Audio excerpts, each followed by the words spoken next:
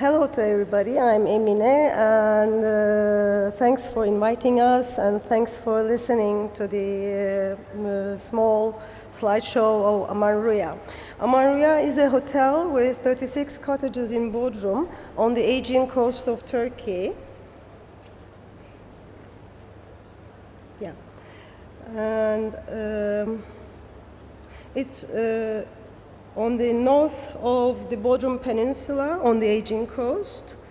It's a valley of 52 hectares. It is situated in a valley of 52 hectares surrounded by pine forest, first-degree conservation area. It's a dense olive grove. As you can see in the site plan, we have demir houses on one side of the valley, which had received a Nagahan Award in 1992, which we had designed with my late father, Turgut Cansever. Across we have AMANRUYA. And this is a close-up to the site plan. Here we see the entrance and the public areas of AMANRUYA, and here we see the sprawl, if the slide passes on. Yeah, this is the sprawl of the guest rooms with the small pedestrian streets. The traditional mode of thought related to urban organization has been incorporated to the site plan, and the traditional mode of collective organization of standard architectural elements and detailing dominated our decisions. The question is, what was the traditional approach? Perhaps we can say that it was respect to what exists actually and to the knowledge developed before, and making use of these precious possibilities to build into the actual and to create a new future. So it is a bringing together of possibilities. We can say that AMANRUYA is an additive, cumulative unity of solutions. It is a public space organization and a settlement in gardens where a natural flow governs. The scheme starts at the entrance, which is the main gate at 9 meters above sea level, and it gradually rises up to the main pool terrace at 20 meters. Then it sprawls into the pathways towards the guest rooms. Here we can look at the architectural drawings. Yeah, this is the main gate. Yeah. With a flight of steps, we reach a sunshade and then a small square building, which is the first gate with a water feature. This is a facade, a section, and this is the reception area. On the right-hand side, we have the boutique. A flight of steps takes us to the reception area. This is a facade from the reception. This is a detail.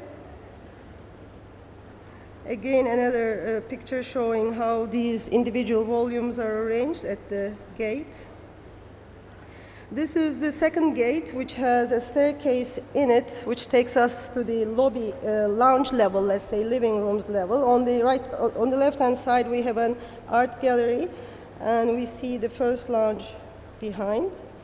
This is the courtyard around which the second gate is organized, connected to the reception area, and when we rise up from the stairs, we go up to the reception areas. This is a general layout plan showing the courtyard level, and we see the dining rooms arranged around the main swimming pool and the lounges, the library, the guest cottages. This is a detail from the staircase in the second gate. It's mainly a white hall with a staircase. We go up to the lounge terrace. The first lounge or the living room is seen. A section to the first lounge, the facade, the second lounge, a plan for the second lounge, and we are another section from the second lounge, detail. And when we go up, on the left-hand side, we have a library of 3 stories, and we see the square dining room with their facades. the 5-balcony dining room, their plans, the other dining rooms. We have in total 4 dining rooms. And the end point of the swimming pool, which is 50 meters long, the facade. And we go into the site plan again and zooming to the guest rooms. Each guest room is situated in different sizes of gardens, but it's approximately around 300 square meters. Each has a private swimming pool with a pergola, a daybed pergola. And each guest room has the sleeping part and the living part with a 4-posted bed, a changing area in the middle, and a bathroom at the back, as seen here. This is the silhouette and details from the silhouette with the guest rooms and the dining rooms. Again, the dining rooms, the living rooms, the library with the second gate, the vaulted gift shop and the reception, and the main gate. Here we go into the pictures, approaching the main gate from the road. And we go up, a side view, inside the main gate, overlooking the main gate from the boutique area, and the steps of the boutique area, a close-up, a detail from the reception facade, the gift shop, the reception, the second gate in which we have the staircase to the lobby area or the lounge area.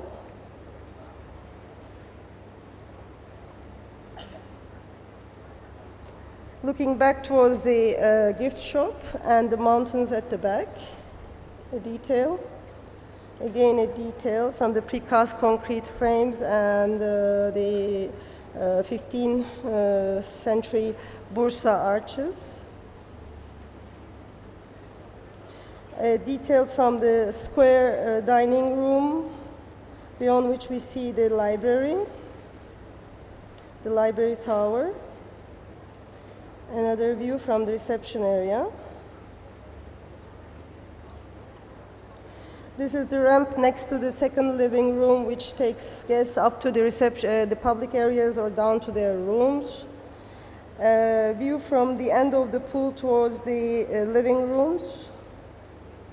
The wide eaves of these open-air living areas at the end of the pool. A general view of the public areas. The swimming pool.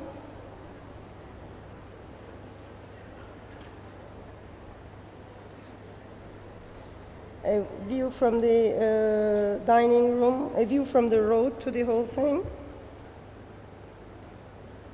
Another detail from the other side of the valley. Inside the art gallery. These are the light lanterns, let's say, on the vaulted gift shop. The stainless steel supports of the Eternit or Swiss pearl shutters of the dining rooms. Inside one of the dining rooms with load-bearing wooden structure, the fireplace is a precast concrete element that we use in the balconies or also in the fireplace. Here we painted it white. Again, the load-bearing wooden structures with structural concrete and stainless steel and the shutters. Another detail.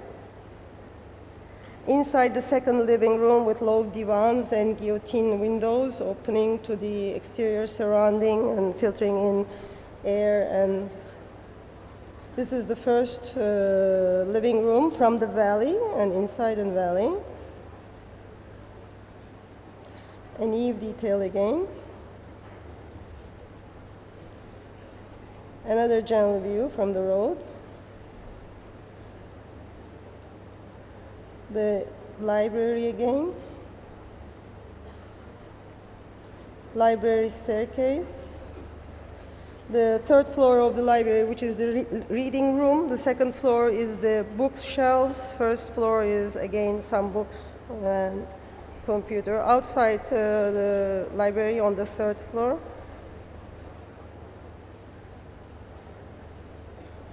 A view of the whole thing from the valley with a few guest rooms in front. Again, another guest room and the public areas. The small pathways and use of different stone walls, and some are pink infilled, some are left as they are. Detail from staircases, a typical staircase. We built it into the olive grove. Only 10 olives were moved, and all of them survived. No trees were cut. This is a guest room wall. Again, a guest room towards the valley. Guest rooms have wooden shutters. Inside the guest room with the pool and the daybed pergola, entrance to the guest room. Inside the guest room with the four-posted bed and the fireplace, detail from the bed. Towards the bathroom, the changing area, the living area. The shutters and the window panes, all custom made. Towards the bathroom, the bathtub area, the bathroom, another swimming pool within one of the guest rooms, a detail. Another pathway.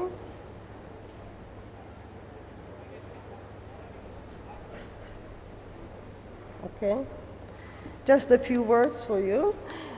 We can say that AMANRUYA does not attempt to create a new form or an attraction, but it is an additive cumulative unity of tectonics of small rectangular prisms. They are arranged according to topography, the existing trees, bushes, rocks. There is no predefined strict pattern to the arrangement of the layout. There are no dominating angles. Repetitions, changes of tectonics create a dynamic unity, thus there are ever-changing views while in motion. This constant change is balanced by the static quality, the static form expressions of the individual rectangular units. AMANRUYA neither has a flashy node nor an end to its exciting foci. It tries to restrain itself from being self-imposing. It is an open-ended attempt. Using very simple rational forms was the key solution. Their dimensions change as needed. These limited spaces open to infinity with various repetitive voids with precast concrete frames. And the dialogue of these enclosed spaces, their composition in horizontal and vertical space is not dominated by the rational, but rather by the irrational. Stone walls with the pinkish infill limit the moving being. Dark wood frame the openings, cross the ceilings. White marble floors build the impartial. Hand-laid pebble terraces reflect human patience. The feeling of randomness prevails. It has been designed on paper, including interior design, lighting, landscape, by us with Mehmet, my husband, and my colleague. We were also the construction managers when it was realized. Thanks for listening.